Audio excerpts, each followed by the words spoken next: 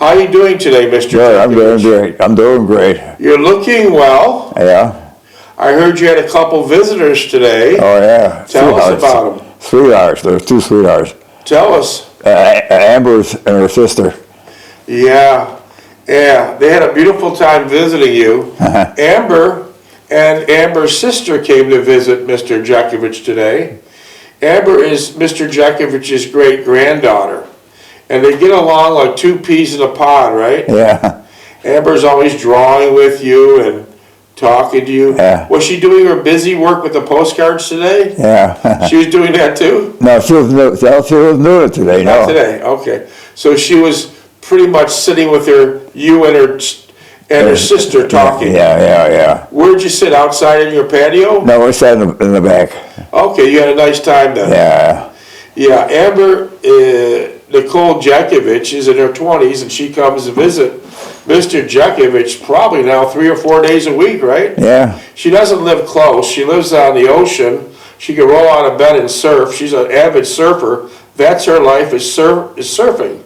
That's what she does. She has surfed all around the world. And living on A1A on the ocean, it's only like 2 or 3 cities down south, but the traffic is always bad. Yeah. A1A traffic is always bad. So we have a real pleasure of having Amber, full-time missionary, full-time surfer, coming to visit Mr. Jeckovich. And even though she'll roll out of bed and surfs most mornings, that's not good enough. She has surfed all around the world. She's always chasing the waves. She's always chasing the waves.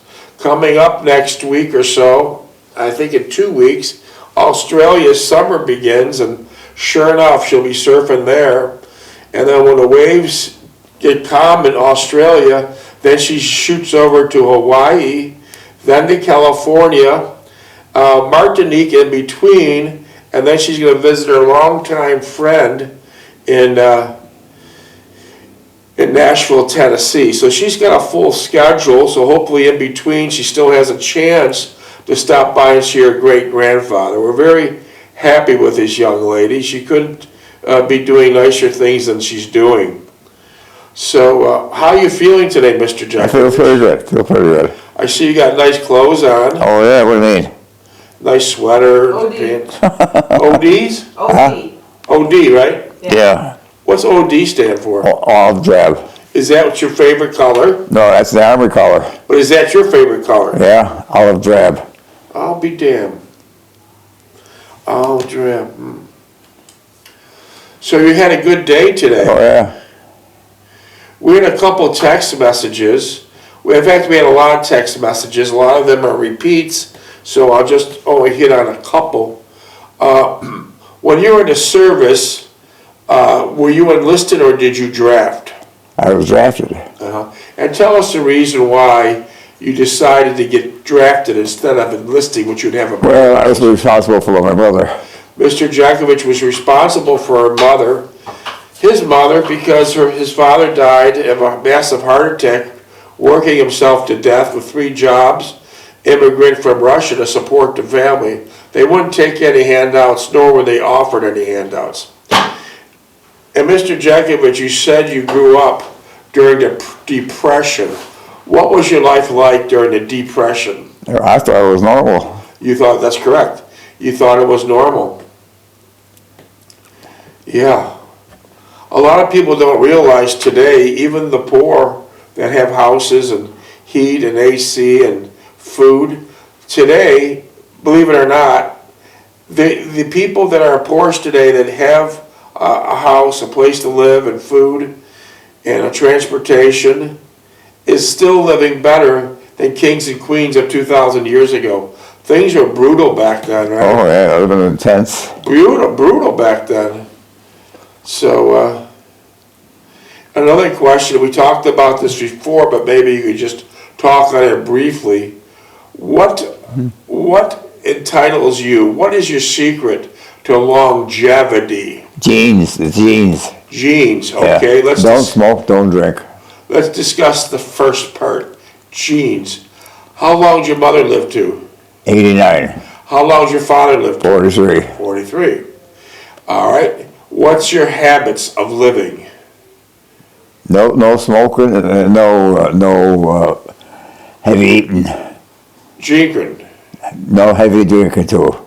Yeah. Mr. Jeckovich, by the way, has jogged for 80 years. And when Mr. Jeckovich started jogging 80 years ago, it wasn't fashionable. When you're jogging down the roads of Niagara Falls in your old corduroy pants and your old wrinkled up sweatshirt and your boots, what would people say to you? Get off the streets, you bum. Get off the streets, you bum. They thought Mr. Jeckovich was jogging because he had no transportation. Then when you fast forward many decades, it's an acceptable thing. And a lot of those people, when he first started driving, they'd say, jogging, they'd say, get out of the street, you bum, and what did they throw at you? Empty cans, bottles of soup and everything else. Yeah. They'd throw things at him because they thought he was a bum jogging because he couldn't afford a car. One time, they threw empty cans of Genesee beer at him. It didn't hurt much, popped him in the head, but it did hurt when one fool shot a full can of Campbell's soup and popped him right in the forehead. You just kept on jogging though, right? No. You didn't stop you, right? No. Yeah. And so a lot of those people that did these such egregious activities, I rest assured they're pushing up daisies. They're not around. Yeah. They weren't joggers. They weren't joggers. Was your father a jogger? No.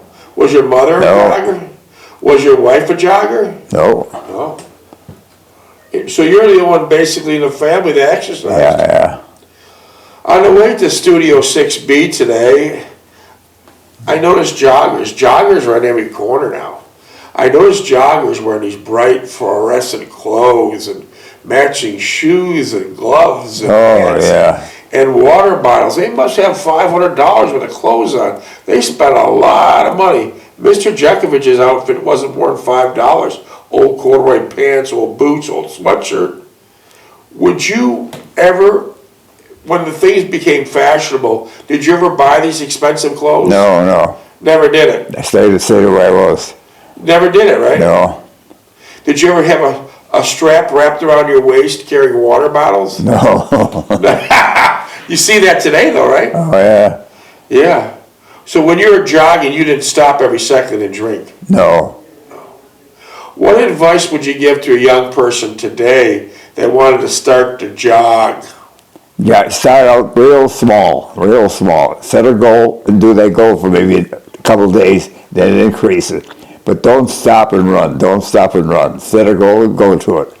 80 years ago, nobody was jogging. What made you start jogging? Well, I read a book on Johnson's book on running. Yeah. He's a good runner. And you stuck with it for 80 years. Yeah. That's amazing. That's absolutely amazing. And besides that, Mr. Jeckovich never took a prescription, never took a vitamin, and he's got 2 doctors. He's got his left leg and his right leg. Keep moving, you'll stay healthy. Left leg and right leg. It's just that simple. It's just that simple in most cases. When you were in the service, did you jog a lot during basic training? Oh, yeah. We ran every day, yeah. So you fit in pretty well then because you already had it in your background, right? Yeah. That's so nice. And you worked at Kimberly-Clark Corporation for 35 years. Did you jog there or walk there every day? I walked there every day. You never drove your car there? No. That car never went in the parking lot. Your car tires have never seen that parking lot? No. What the hell would you do with those frigid, cold temperatures and snowstorms in Niagara Falls, New York? What would Put a jacket on and a wool hat on and gloves. And what would you do during the rainstorms? Rainstorm? Yeah. Just try to find some place where there wasn't raining. Under the canopy or something. 35 years, you must have wore out that trail. Oh, yeah. Everybody knew me on that trail, yeah. Yeah, but you worked midnights. That's going in at 11. You jogged You walked at night? You walked at night to work too? Oh, yeah. Weren't you worried about getting mugged? No, no. Things were different then. Yeah, things were different then, yeah. Would you be able to walk on that street today at 11 o'clock at night? No, no. Behind the alley? Yeah. They would come and get you, right? Yeah. Wow, that is really something. And besides working at Kimberly Clark for 35 years, you had a snowplow business and a laundromat, and you did a lot of woodworking and carpentry. A lot of wallpaper. Who taught you how to wallpaper? I just picked it up. Did your father wallpaper? No. Did Uncle Andy wallpaper? No. Did you wallpaper your mother's house? No, she didn't want it. I wonder why. I know. She wanted me to paint it. Paint it. Yeah. It was a funny story you told us a couple months ago when you were being in the hospital in Paris because you were shot up, beat up, stabbed, bombed, shrapnel still in your legs, and frostbite and trench foot. In the hospital, you spent several weeks there. On the second week, they allowed you to call home. So when you called home, you got a hold of your mother, Anna, and what did she say? She said, what do you do, bumming around? You got home, I got a lot of work for you to do. And even when you came home on furlough, she said, you're not sitting. Here's a list. Huh? Here's a list. Here's a list. And then when she seen you decorating the upstairs so beautifully, what did she say? When are you going to get down here? Yeah, she said, when are you going to get downstairs? Did she always have a list for your father, too? The what? Did she always have a list for your father, too? What do you When mean? your father was alive, did she give him a list of work to do? No, my father? Yeah. No. No. So she gave you a list, but she didn't give your father a list. Yeah, no. Did she give your older brother a list? No. Did she give your younger brother No. a list? How come she only gave you a list? Because she thought I was a good worker. She thought you'd follow through. Yeah, Devoted son. yeah. So, would your older brother have followed through? No. Would your younger brother have No, followed the through? older brother's always gone. Lucky was gone all the time, too. So she knew that you would follow through. Yeah, And you had the talent to do it. yeah. Did your older brother have the talent you had? No, Did your younger brother? I don't think so, no. So you got all this basically in training by Uncle Andy. Yeah. Uncle Andy was real smart with that third grade education. But he knew how to put things together, right? That's amazing. Minutes, please. That's amazing. What gave you the idea of putting a mansard roof on your house? I don't know. I seen one of when we were on vacation in the Poconos. I thought it was nice. Oh, okay. So when you were at the Poconos, you seen a mansard roof. Yeah, yeah. Are the mansard roofs still popular today? No, I don't think so, no. It was just during that 70s and 80s. Yeah. Was it a hard job? No, it wasn't hard, no. How did your wife like the mansard roof? She liked it, yeah. She wouldn't climb a ladder or nothing for me, no. How about your mother? How'd she like it? She said, that's nice. We're going to do work downstairs.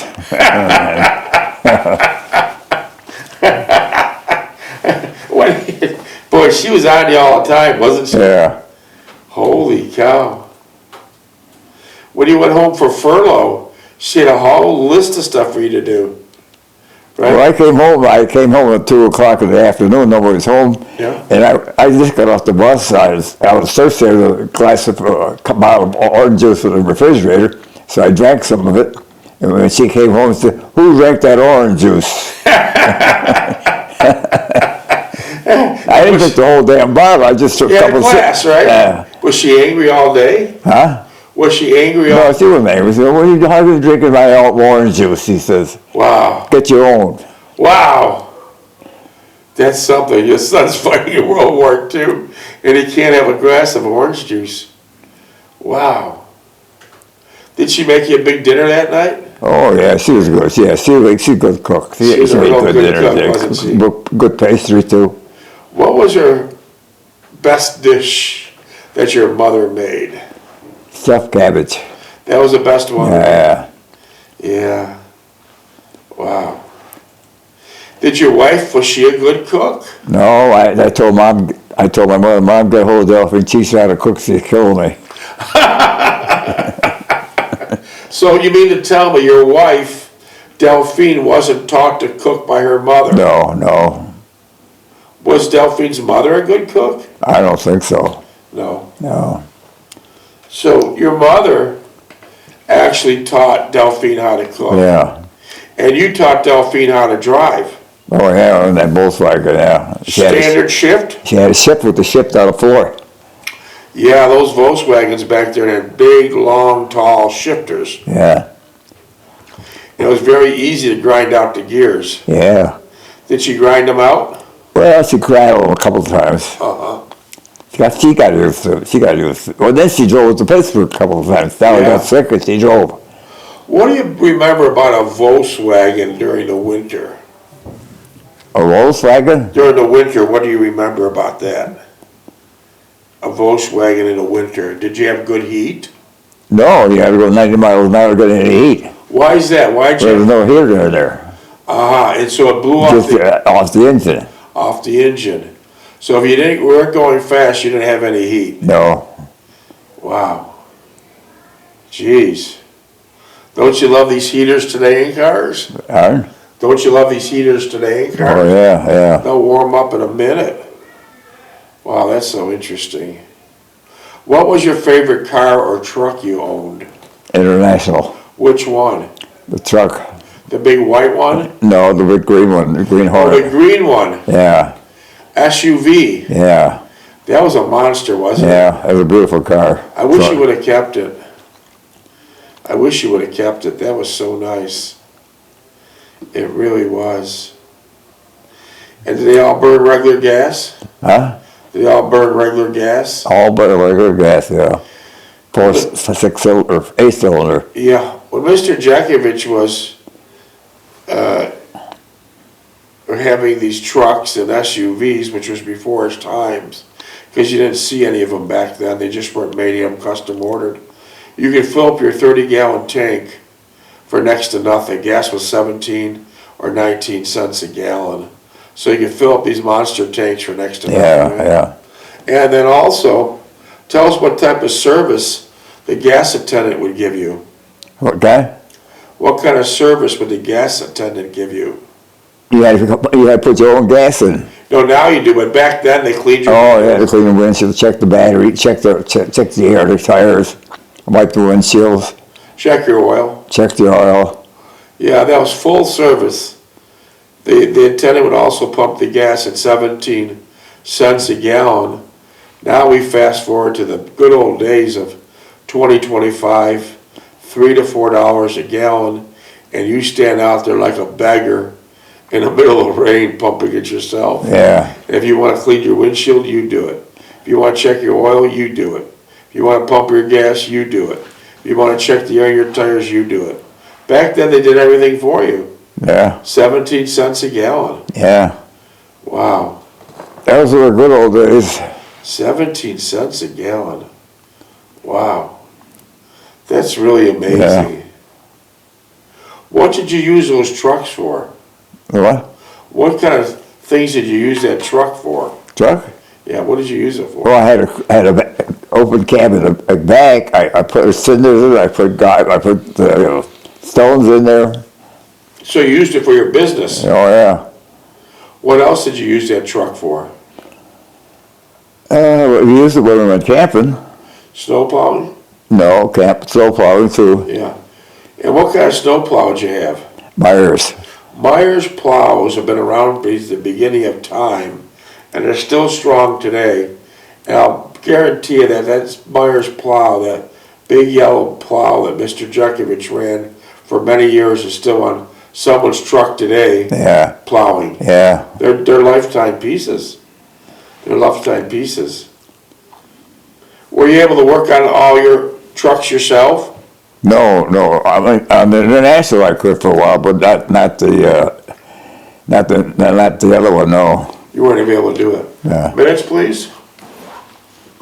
Did you prefer an automatic or a manual shift? I would say a manual. Yeah. 9 minutes. Interesting thing about a manual or standard shift today, They say today that's the best theft deterrent because no one knows how to drive Yeah, a manual. yeah, they get in there, they can't shift They it. can't figure it out. Yeah, They can't figure it out. They can go to some very expensive hotels with a manual car, and none of the valets know what the hell to do. yeah, So a great theft deterrent today is simply getting a manual shift and they can't drive it. yeah. They can't drive it. They can't steal it. Yeah, they can't steal it. Wow. Did you have a garage for your cars? I had a carport, yeah, How'd you get that carport? Did you build it? yeah. And once you built it, did you have a problem with code enforcement? No, I had a problem, what's his name, the old lady next door, Phoenix. the Phoenix, Tell yeah. us what happened.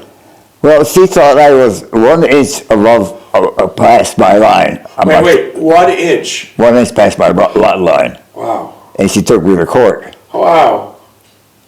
For 1 inch. yeah. Who the hell could figure out if you're 1 inch Yeah. over one? So we went to Monday night to the city hall, and he said, "What are you people talking about? Get the hell out of here! I'm not listening to this nonsense." But tell us the story on how she got to court. How she got to court? You took her. I took her. She said, "Could you take me? Somebody turns you in. I was curious to see who it was that turned him in, and she's the one that turned me in." She was curious Yeah, to that's see how who turned you in. sneaky It she turned was. out Yeah. she was a complainant. Yeah, Well, that was the house next to you. Well, at the same time, there were numerous violations because they were running a business out of that house, shaving dogs, grooming dogs. but Right? she was. Yeah. Yeah. What'd you tell your mother about opening those I windows? said, "Don't open the window on that side because in summertime she got the fan on and you got the window open. Close your window because There's a dog. you get all that dog smell out of here." So she's running a legal enterprise, and she's worried about 1 inch of your carport. Yeah. That was the mother. Yeah, this time Yeah. they're both pain in the asses. 1 inch on your carport, and then she didn't have a ride to court, so she asked you to take her. Yeah, I'm curious to see who turned you in. So did you give her a ride back? Oh yeah, we're going to live out in the street. So she's the one that caused you all this problem, and what did she say in the car when the cat was out of the bag that she's the one that turned you in? What kind of conversations was that? Well, I didn't bring it up. I'm not going to go into that nonsense. So you just let it go. Yeah. Did she say anything? She probably denied it. She would not probably deny it. Even though her name's on a complaint when you get to court. Yeah. So, but you weren't fined, No. and the judge says, "Get the hell out of here." Yeah. Yeah, like how petty. Yeah. 1 inch that it might or might not be on my property. Wow. So that was your neighbor, Phoenix Yeah. Casamento, and on your right side, who'd you have there? That stupid idiot of, what's his name? What the hell is his name? Bolinsky. Bolinsky, yeah, he's a pain in the ass. What did Yeah. he give you trouble? Well, he said, then he put that was a lot, empty lot, like I got that lot for $2,400, I never did it. But when he put that lot in, he put it 3 feet away from my line. Oh, no. I had it was 3 feet between my house and his house. Oh, no. But he had another lot he could have cut right over to the other side. Yeah, so I had a big lawn there and everything else. Everything was clustered on his side, and he jammed everything on my side. Wow. Did he ever say anything to you about it, or? No. Well, what was he going to do? He talked about Polish language. Oh, yeah, I don't know what you're talking about. Okay. So he had a strong Polish accent. Yeah, because they talk Polish at home. Okay. And what did your father say about what language you speak at home? I say, we're Americans, we speak American now. And that's why you have no accent. No. If you would have been like the guy next door, you would have Bolinsky, yeah. Wow. Would he like come over and ask your advice on things, or Bolinsky? borrow tools or anything? No. He knew everything. He was Okay. he was so smart, yeah. So he was kind of a know-it-all. Yeah.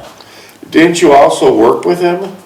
He worked in the same mill, yeah, but he worked in a different department. And then the asshole put his locker next to me after a while. Why would he do that? I don't know. So let me try to understand this. He put his house next to your house by 3 feet, and then he moved his locker from downstairs to upstairs next to you. Yeah.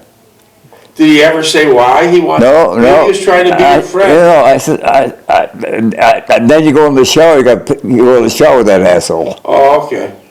And then maybe he was trying to be your friend or something. No, that's the funny way of being a friend. What? That's the funny way of being a friend. I guess you're right. Yeah. And what did you tell me about? He'd sit next to you. And shake his socks. Oh, wow. See, that neighbors could be a pain in the asses. In most cases. Yeah, most cases, yeah. What could be worse than a neighbor? Maybe an HOA? Yeah. Maybe the HOA fucking Nazis, could they be worse? I don't know. Who knows, but it's... Neighbors could be a That's pain why in you the need ass, to buy your own space, get yourself out of a damn HOA, and enjoy your life, because you're dealing with a lot of asswipe neighbors. 90% of the times, neighbors will turn on you. HOAs will always turn on you. Get the hell away from HOAs. Yeah. Get the hell away from HOAs. So besides that, the street was pretty nice. The what? Orleans Avenue was pretty nice besides that. Yeah, at that time, yeah. When you first moved in, it was like a luxury because you never had your own private bath and shower, right? Yeah, Where did you, up to that point, where did you take a shower at? the Hyde Park, at the golf course. And how many miles was that away? I drove that mile and a half. So you would go to the golf course at Hyde Park and take a shower. Yeah. So that was a great big luxury moving into that house at 3063 Orleans Avenue. I put a shower downstairs. But that was a luxury though, right? Yeah. You were born in 25. You use a bathtub. Uh-huh, yeah, that's something. You were born in 25, and I believe that house was built in 35. Yeah. And where did you live prior to that? On 13th Street. How was that? Explain. Lousy. Next to Lang's Bakery. Yeah. And the other side was the brewery. And when you opened the window in the summertime, you could smell all that stink coming out of there. Did you have your own bathroom, or was it in a hallway? What? The bathroom. It was in the house. Yeah. It was built in, yeah. Did you have your own stove and refrigerator? Oh, yeah. And when you were growing up, the milk was delivered by horse and buggy, right? For a while, yeah. Like the bakery, all the bakery. Delivery was delivered by horse and buggy. Yeah, and then they had Kaboo on the side of the house. Opened the door up and they put the milk in there. Okay, so they had like a silver box. Milk box, yeah. Silver milk box. They put it in there in glass bottles. Yeah. And do you remember when there's ice trucks that used to come to deliver of ice? Or did you have an electric refrigerator? Did you remember any ice being? No, it was all electric. No, I never used ice, no. 1 minute, 10 seconds. So you've seen a lot of changes. Yeah. And when you were growing up, Niagara Falls had a population of like 50 and 60,000. Yeah. Now it's down to 10,000. Yeah. But it just still amazes me how many immigrants 100 years ago would all go to Niagara Falls. It was the honeymoon city of the world. Yeah. They all go to Niagara Falls or Buffalo. Yeah. That was amazing. That really is. Yeah. 40. That was really amazing. What time you got? 7:39. Let me go pee. I gotta go Okay, pee. shut it up. Don't run.